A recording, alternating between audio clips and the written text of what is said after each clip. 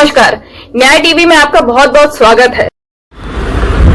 कृषि कानूनों के विरोध में सड़क से संसद तक संग्राम मचा हुआ है। किसान नेताओं और राष्ट्रीय लोक दल के बाद अब कांग्रेस ने पश्चिमी उत्तर प्रदेश में किसान महापंचायत के जरिए अपनी चुनावी तैयारी शुरू कर दी है।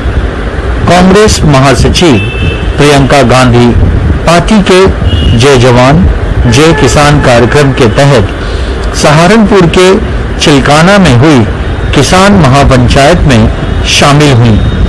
मंच पर पहुंची प्रियंका के अंदाज की खूब चर्चा हो रही है।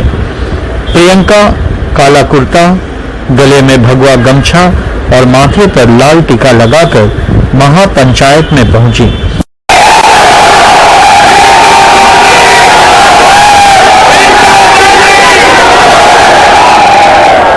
इससे पहले शाकंभरी देवी मंदिर में प्रियंका गांधी ने पूजा भी की।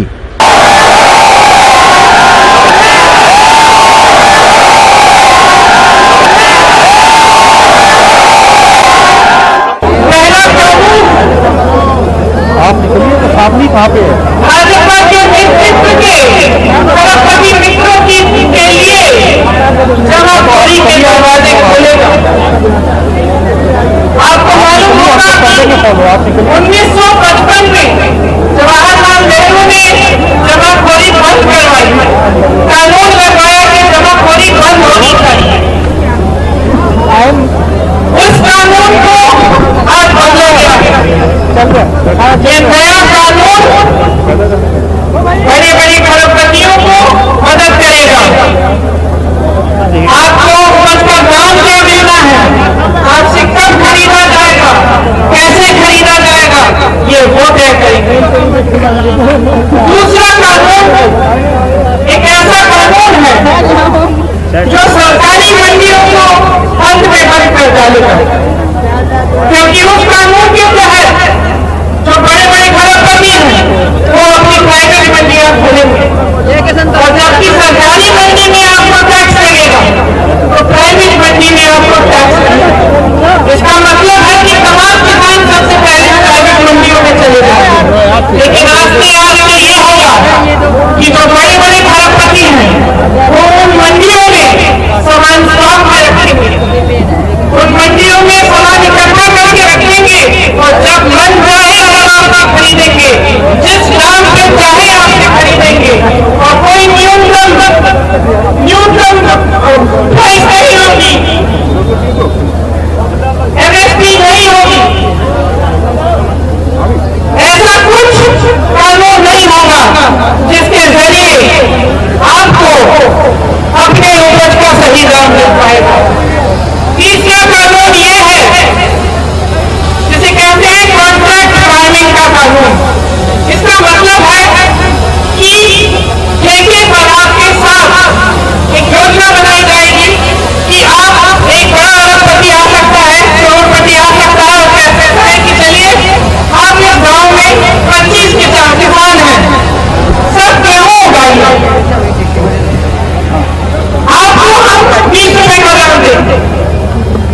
बाद में जब आप गेहूं उगाएंगे तो सब उस पर निर्भर होगा कि वो आपसे गेहूं खरीदना चाहेगा, 20 रुपए का दाम देगा या 10 रुपए का दाम देगा, या आपसे कह डालेगा कि ये गेहूं ठीक नहीं है, मुझे चाहिए नहीं। ये सब उसी पर निर्भर होगा।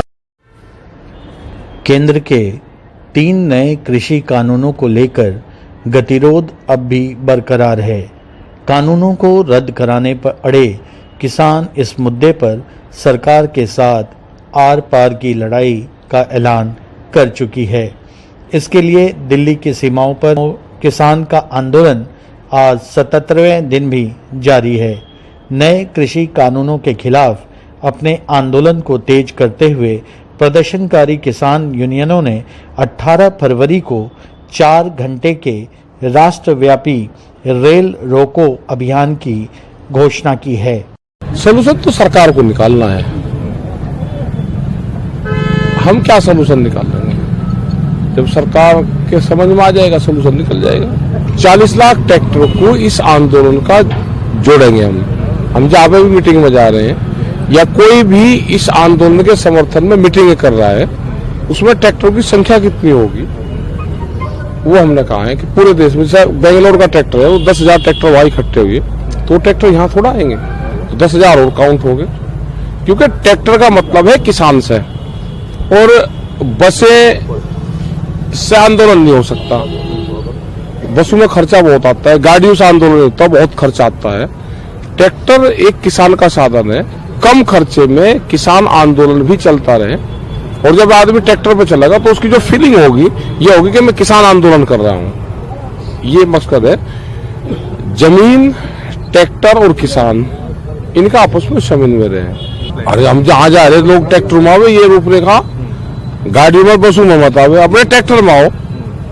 जब लोग ट्रैक्टर में बैठ के चलेंगे तो उसकी फीलिंग ये होगी कि मैं किसान आंदोलन में जा रहा हूँ। नहीं, ना वो स्टेज पे आएंगे ना माइक पे, अपना आना है, आओ, स्वागत है सबको, आ जाओ, और अपना प्रेस अपनी बात कर लो, जो बात कहनी है अपनी पब्लिक से बात कर लो। 2 अक्टूबर का एक वो दिया है ना कि 18 में 2 अक्टूबर को 18 था, हम वहां से क्रांति यात्रा लेकर आए थे 2018 में, तो यही 2 अक्टूबर पर लाठीचार्ज कर गई थी। तो हम अपना टाइम तो देंगे ना वहाँ, उस टाइम पर प्रोग्राम करेंगे हम अपना।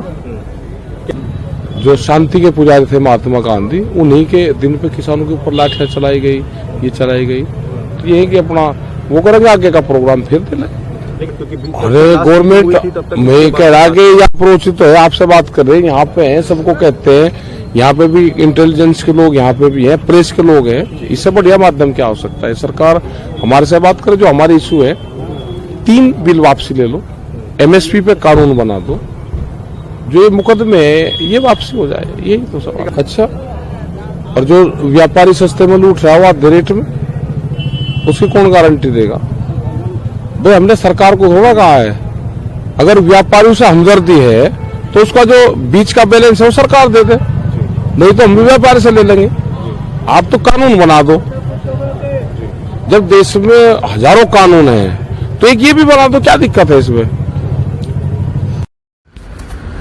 प्रधानमंत्री नरेंद्र मोदी ने राष्ट्रपति के अभिभाषण पर लाए गए धन्यवाद प्रस्ताव पर चर्चा का जवाब देते हुए लोकसभा में किसान आंदोलन, कोरोना वायरस समेत विभिन्न मुद्दों पर खुलकर राय रखी।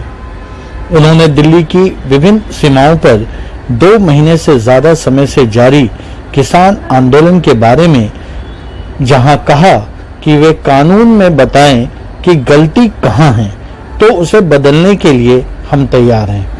कृषि कानूनों के मुद्दे पर सदन में हंगामा कर रही कांग्रेस पर पीएम मोदी ने चुटकी भी ली। उन्होंने कांग्रेस को कंफ्यूज और डिवाइडेड पार्टी बताया। माननीय अध्यक्ष जी,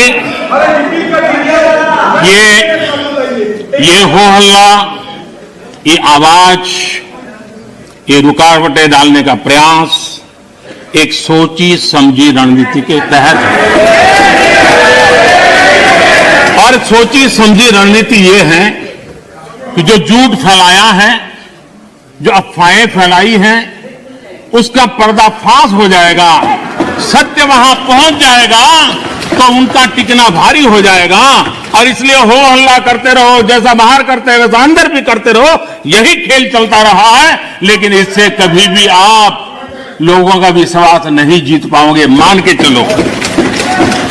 माननीय अध्यक्ष जी, ऑर्डिनेंस के बाद और पार्लियामेंट में कानून बनने के बाद किसी भी किसान से मैं पूछना चाहता हूं कि पहले जो हक उनके पास थे, जो व्यवस्थाएं उनके पास थी, उसमें से कुछ भी इस नए कानून ने छीन लिया है क्या? इसकी चर्चा, उसका जवाब कोई देता नहीं है। सब कुछ वैसा का वैसा वो है, पुराना। क्या हुआ है? एक अतिरिक्त विकल्प व्यवस्था मिली है, वो भी क्या कंपलसरी है? किसी कानून का विरोध तो तब मायना रखता है कि जब वो कंपलसरी हो। ये तो ऑप्शनल है। आपको मर्जी पड़े यहां जाना है जाइए, आपको मर्जी पड़े वहां नहीं जाना है वहां जाइए, जहां ज्यादा फायदा हो वहां किसान चला जाए, ये व्यवस्था की गई है। कृषि क्षेत्र की इन भावी चुनौतियों को हमें अभी से डील करना पड़ेगा और उसको करने की दिशा हमने प्रयास किया है। मैं एक देख रहा था कि यहां पर जो चर्चा हुई और विशेष करके हमारे जो कांग्रेस के साथियों ने चर्चा की, मैं ये तो देख रहा था कि वो इस कानून के कलर पर तो बहुत बहस कर रहे थे। ब्लैक है कि व्हाइट है, ब्लैक है कि व्हाइट है। अच्छा होता उसके कंटेंट पर चर्चा करते, अच्छा होता उसके इंटेंट पर चर्चा करते, ताकि देश के किसानों को भी सही चीज पहुंच सकती थी। और मुझे विश्वास है दादा ने भी भाषण किया और मुझे लगता है कि दादा तो बहुत अभ्यास करके आए होंगे, बहुत अच्छी बात बताएंगे, लेकिन वो ज्यादातर प्रधानमंत्री और उनके साथी बंगाल में यात्रा क्यों कर रहे हैं, कैसे कर रहे हैं, कहां जा रहे हैं, उसी में लगे रहे। तो दादा के ज्ञान से हम इस बार वंचित रह गए। खैर, चुनाव के बाद अगर आपके पास मौका होगा तो। प्रधानमंत्री श्री नरेंद्र मोदी ने जब लोकसभा में धन्यवाद प्रस्ताव आरंभ किया तो कांग्रेस के नेताओं ने काफ़ी हुड़दंग मचाई। अधीर रंजन चौधरी कांग्रेस के नेता ने सदन से वॉकआउट भी किया। इसके बाद उन्होंने मीडिया से बातचीत की। प्राइम मिनिस्टर सब कुछ किसानों के बारे में ठोस कदम उठाने की वार्ता हमें देंगे। 206 से ज्यादा लोग किसानों की जान गंवा चुके हैं, मौत हो चुके हैं, फिर भी हमारे प्रधानमंत्री जी इस विषय पे कुछ कहने के लिए तैयार नहीं। उन्होंने कह रहे थे कि हम किसानों के लिए ये कर रहे हैं, वो कर रहे हैं, कहते कहते वो ये भी कह दिया हमारा कानून में किसी को लाभ हो सकता है, किसी को नुकसान भी हो। तो मैंने कहा आप क्यों ऐसा कानून ला रहे हो कि किसी को लाभ होगा? हम तो सबके लाभ के लिए हम कानून लाना चाहिए था। और ये भी हम कहा आप जब कहते हो तो सब कुछ ठीक है, जब सब कुछ ठीक है तो कानून लाने की क्या जरूरत है? मैंने ये भी उनको बार बार मांग किया है, किसानों की तरफ से विनती की है कि अब हिंदुस्तान की सबके लिए प्रधानमंत्री है, हर वर्ग के लिए प्रधानमंत्री है, किसानों के लिए भी प्रधानमंत्री है। तो ये किसान सिर्फ ये चाहते हैं कि आप इसको वापस लीजिए। 6 वर्ड्स चाहते हैं, रिपील, REPEAL। आसमान नहीं टूट पड़ेगा।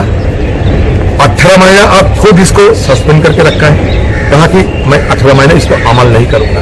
तो जब 18 महीना कर सकते हैं इसको आप वापस ले लो, नए सिरे से शुरू करो, किसान लोगों से बात करो, नए ढंग से नए सिरे से लाओ। कोई हर्ज नहीं। मैं आपको विरोध इसलिए नहीं करते कि आपको हमें पसंद नहीं है, मैं विरोध करते ही मजबूर होकर, क्योंकि ये किसानों को ये बदहाल, ये बर्बादी हमें और सहन नहीं जाता है।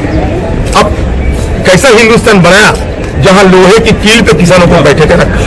अब कैसा हिंदुस्तान बनाया जहां काटिले तारों की बैरिकेड देकर किसानों को अब बांध के रखा, जहां बिजली, पानी, सारी सुविधा है, वहां किसानों को मुहैया कराने के नहीं दिया जाता और हर जगह में किसानों के खिलाफ पाबंदी लगाया जा रहा है। ये कैसे देश बनाना चाहते हैं? फिर अंतिम तक हमें ये उम्मीद था कि प्राइम मिनिस्टर शायद हमारा बात पे को गौर करेगा और कुछ ना कुछ ऐसी बात को कहेगा जिसमें हमारे संतुष्टि होगा, लेकिन कोई संतुष्टि नहीं मिला। इसलिए मजबूरन होकर हम सदन से वापस।